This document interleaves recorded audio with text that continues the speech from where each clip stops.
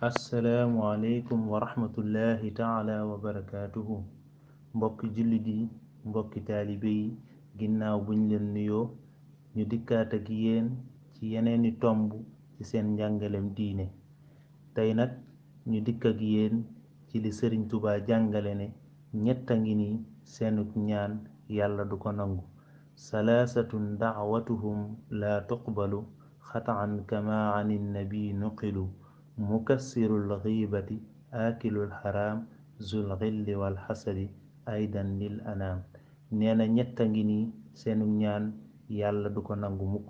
ki ci njëkk mooy mukassirul xiiba, mooy koo xam ne day bëril ay jëw.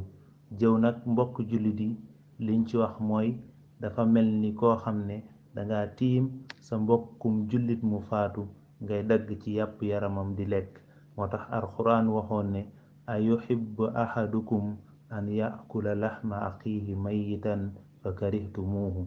wa aakilul xaraam nee na boobu mooy bi ko ñaareel, mooy lekk sa alalu mbokkum jullit ci lu araam.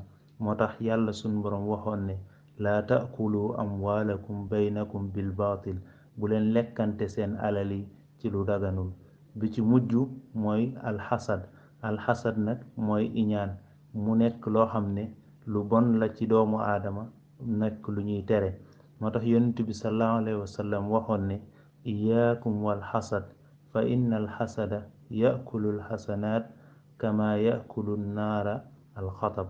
nee na woon maa ngi leen di wattandikuloo li nga xam ne moo di iñaan, wax iñaan day lekk ay jëf yu baax kem ni nga xamee ne noonu la sawara di lakkee matt. kon nag mbokk julli di mu nekk ñett yoo xam ne lu mat a bàyyi xel la, lu mat a wattu la. kon nag ñu jox leen dig daje ci beneen tomb ci seen njàngalem diine. wassalaamu aleykum wa rahmatullahi wa barakaatuhu.